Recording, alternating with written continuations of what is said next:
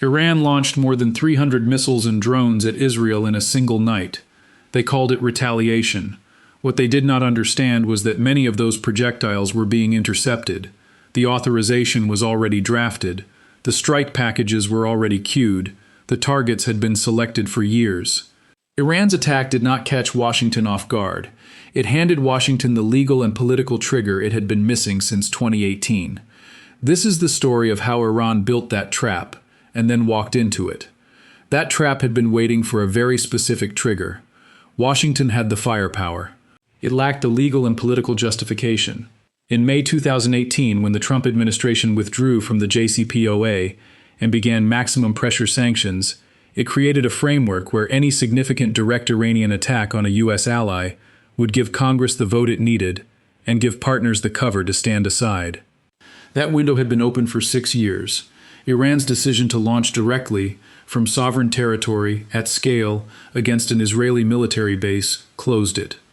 The Trump administration's maximum pressure campaign did not just isolate Iran diplomatically, it hollowed out the economy.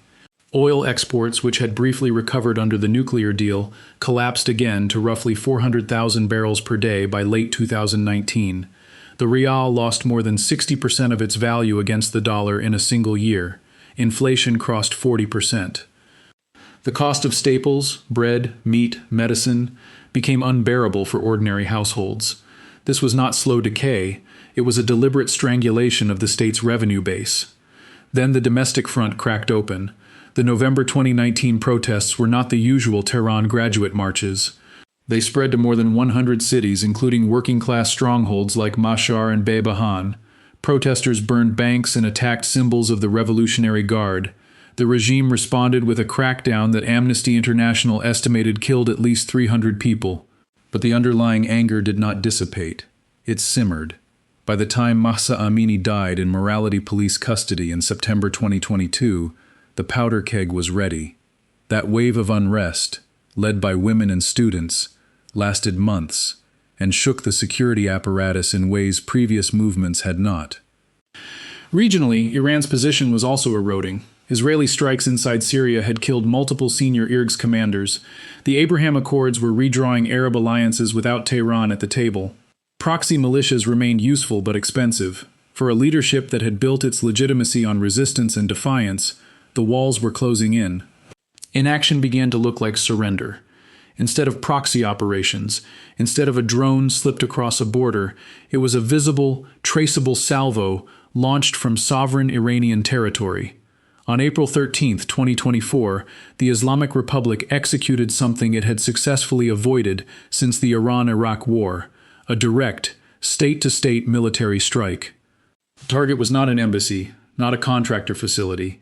It was Nevatim Air Base in southern Israel, a cornerstone of Israeli air power, and by extension, a U.S. strategic asset.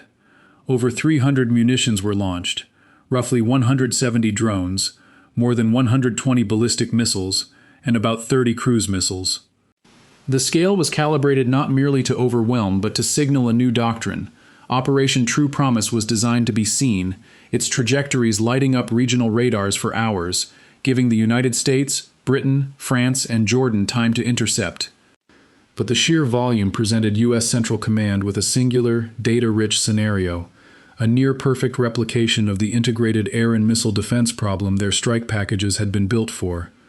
For U.S. military planners, this was no longer a hypothetical. It was a live-fire demonstration of Iranian launch signatures, salvo density, and real-world attrition rates.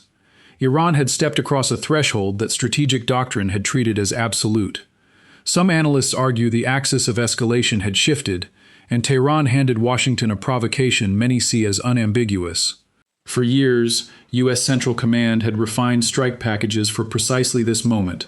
The planning assumed one condition: an Iranian attack on U.S. forces so large and so direct that no coalition partner could cast doubt on the American response. The packages were layered. In the first phase, guided missile destroyers and submarines already operating in the Arabian Gulf, the Gulf of Oman, and the Red Sea would launch Tomahawk land attack missiles at fixed air defense and command sites. Air Force F-15E Strike Eagles at Al Udeid in Qatar and fighter squadrons at Al Dhafra in the UAE could follow within minutes, supported by tanker and electronic warfare aircraft. B-52H bombers rotating through Diego Garcia and RAF Fairford gave commanders standoff and penetrating options against hardened Revolutionary Guard facilities. Target sets were organized in tiers: air defenses, missile production and storage, naval bases, and leadership communications. Planners had updated those target lists constantly since 2018. The rehearsal cycles had already coordinated missile package. The United States executed the strike package it had refined for years. This was not a limited tit-for-tat, it was a maximum-scale military response, designed to cripple Iran's ability to project power for a generation. In the first wave, roughly 120 precision-guided munitions struck hardened missile and drone storage facilities across 3 provinces. These were not just launch sites, but the very factories and depots that fed Iran's proxy networks. The goal was systemic destruction. Simultaneously, a second wave targeted Iran's nuclear infrastructure. Facilities at Natanz and Fordow, long shielded by political hesitation, were hit. The strikes avoided nuclear sites entirely, targeting an air defense radar that protected the program. This was a calculated message. America could dismantle the nuclear program without causing a catastrophic radiological event. Finally, command and control centers were erased, key nodes of the Islamic Revolutionary Guard. The decapitation of those command nodes sent a tremor through Tehran that was more psychological than operational. In the underground chambers of the Supreme National Security Council, the maps had been redrawn, and Iran was now entirely on the back foot. The regime's internal cohesion was fraying. Inflation had passed 40% roughly 8 months earlier. The rial had lost over 90% of its value against the dollar in 5 years. Street protests, from the 2019 fuel riots to the Woman Life Freedom movement, had exposed a population willing to defy the morality police and the besiege. The clerical establishment was no longer seen as invincible, it was seen as fragile. Loss of deterrence compounded this fragility. For decades, Iran's power rested on a forward defense doctrine: Hezbollah in Lebanon, Hamas in Gaza, Shia militias in Iraq and Syria, the Houthis in Yemen. Each proxy was a layer of insulation, but the strikes on the IRG's command centers showed that the United States could bypass those layers and hit the brain of the octopus directly. Assassinations of scientists like Mohsen Fakhrizadeh and commanders like Qasem Soleimani had already demonstrated a terrifying precision. Now the message was clear: no bunker was deep enough, no safe house remote enough. To a leadership facing existential pressure, retreat meant political death. Some hardliners in the IRGs argued that a bold, defiant strike might be the only way to reassert mastery over the narrative. They calculated that a spectacle of force, a direct missile swarm against a high-value target, perhaps Al-Assad Air Base or an Israeli port, would rally a fractured public around the flag. They believed that fear could remain their most reliable currency. If the world saw that Iran could still inflict catastrophic pain, the deterrence equation would reset. The risk of massive retaliation was acknowledged in closed sessions, but it was framed as a necessary gamble. The alternative was slow, domestic disintegration. So in a secure facility beneath the old U.S. Embassy compound, now an IRG intelligence hub, a final consensus emerged: strike hard, strike visibly, and let the consequences fall where they may. When the first munitions hit, the detonations were visible from highways north of Isfahan. Early damage assessments showed that Iran's primary drone assembly halls, several underground missile storage galleries, and at least 2 air defense coordination nodes had been rendered inoperable. At the uranium conversion complex near Isfahan, secondary explosions were still being counted hours later. Brent crude spiked roughly 9% before sunrise in European markets, one of the sharpest climbs in more than 2 years. Shipping underwriters began repricing Gulf transit risk within minutes.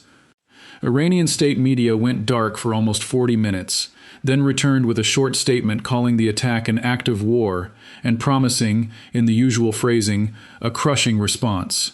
But behind that language, the operational picture was thinner than it appeared. Multiple Islamic Revolutionary Guard Corps commanders were moved to hardened shelters in Tehran and Khuzestan. Air defense radars along the western corridor were ordered to passive mode to preserve remaining systems. Damage assessment teams could not reach several sites because of unexploded ordnance and secondary fires. In the port of Bandar Abbas, naval auxiliary vessels were repositioned away from fuel depots. Across the Strait of Hormuz, navies of 3 Gulf states moved to elevated readiness. The shock was not just physical, it was the sudden collapse of Iran's carefully staged image of strategic depth. The response would be loud, but the damage had already fractured the command picture. The shockwave that shattered Iran's command structure was just the first tremor. Within hours, diplomatic channels across the Middle East went cold. Traditional allies, already wary of being dragged into Tehran's orbit, scrambled to distance themselves. Baghdad issued a statement of neutrality so carefully worded it read like a disclaimer. Qatar's foreign minister, in a hastily arranged call with Washington, emphasized that Doha's role as a mediator required it to remain outside the blast radius. Even Moscow, which has supplied Iran with air defense technology, offered only a tepid call for restraint. The void left by nervous governments was immediately filled by those who had no room to retreat. Iran's network of proxies activated with a speed that suggested pre-loaded triggers. Hezbollah's media wing released a statement claiming that its precision missile units were already at a state of full readiness, and surveillance flights over southern Lebanon detected 3 mobile launcher convoys repositioning near the Litani River. In Yemen, Houthi forces announced the closure of the Bab el-Mandeb Strait to all vessels linked to the coalition, firing warning shots at a Liberian-flagged tanker roughly 80 nautical miles southeast of Aden. Iraqi militias under the Popular Mobilization Forces umbrella began moving Grad rockets toward the Ain al-Assad airbase perimeter, forcing U.S. troops to don full battle rattle for the first time in months.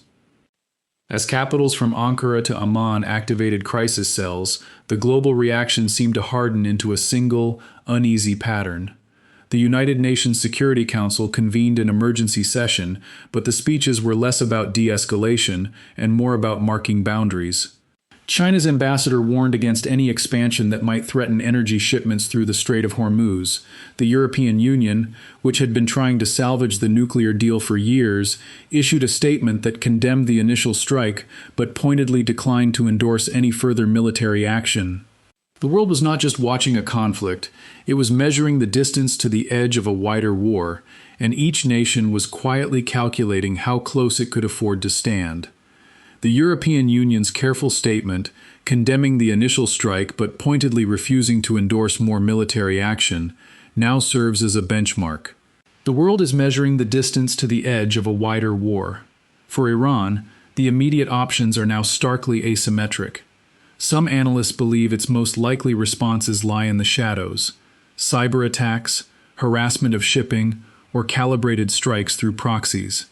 Each would be designed to inflict cost, while maintaining a veneer of deniability.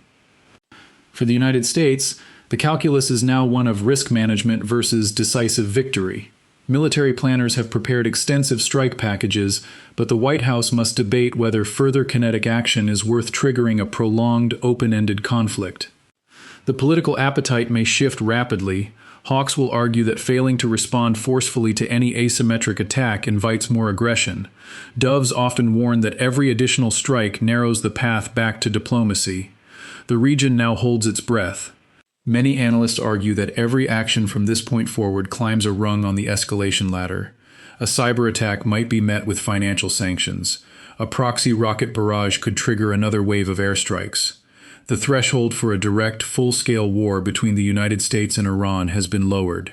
In most cases, neither side wants a catastrophic outcome, but they are locked in a cycle where a miscalculation could ignite it. The world is not just watching a conflict, it is counting down the steps to the precipice. And yet, the very act that gives Washington its long-awaited justification carries a dangerous irony. A full-scale strike package, the kind U.S. Central Command has spent years refining, could involve over 300 sorties in the first 48 hours. Targets would likely span from the Revolutionary Guard's missile bunkers near Kerman to drone factories in Isfahan and naval command centers on Keshm Island. The initial shock would be immense, but the aftermath is far less predictable. Iran's retaliatory capacity is not solely state-based. It rests on a network of militias in Iraq, Syria, and Yemen, all capable of striking U.S. positions asymmetrically. Roughly 2,500 American troops in Iraq and another 900 in Syria would become immediate high-value targets for rocket and drone swarms. History offers a grim parallel. In 2003, a decisive bombing campaign gave way to a decade-long counterinsurgency that cost over 4,400 U.S. lives and consumed nearly $2 trillion. There is no clean exit from a strike this massive. The very justification that appears so clear-cut now could become the first chapter of an extended entanglement, drawing the United States exactly where its military planners have spent the last decade trying to avoid: another Middle Eastern quagmire with no defined endpoint. But the strategic reality is far from simple. A strike of this scale carries immense risk on the back end. Iran's asymmetric capabilities, proxy networks across Iraq, Syria, Lebanon, and Yemen were not eliminated in the first wave. They are still there, and they are still functional. A U.S. military that spent the last 20 years extracting itself from open-ended ground commitments in the Middle East is now back in a conflict with no defined endpoint. The initial justification is clear. What victory looks like is not. The moment that decision was locked in, the trajectory of the conflict bent irreversibly. Iran did not simply attack. It chose to activate a strike package that its own strategic planners had long understood would dissolve the boundary between proxy warfare and direct state-on-state confrontation. That single authorization, likely given in a secure underground facility outside Tehran, handed Washington the unambiguous trigger it had prepared for since withdrawing from the nuclear deal. Satellite imagery now shows the full scope of what was unleashed. The initial wave involved roughly 200 ballistic missiles, cruise missiles, and one-way attack drones launched in coordinated salvos from Iranian soil, western Iraq, and Yemen. The sheer scale was designed to overwhelm layered defenses. It failed to do so, though whether that failure was always a secondary calculation remains unclear. The primary calculation was political. The regime, cornered by internal unrest, economic strangulation, and the systematic degradation of its regional proxies, saw no remaining off-ramp that did not look like capitulation, so it chose the path that made capitulation impossible for both sides. The consequences now extend far beyond the immediate exchange of fire. Iran has triggered a conflict cycle where each response must be larger than the last to maintain deterrence. The United States has been pulled into a kinetic operation whose end state no one can honestly define. Both nations now face a future where de-escalation is not a diplomatic choice but a structural impossibility for the foreseeable months.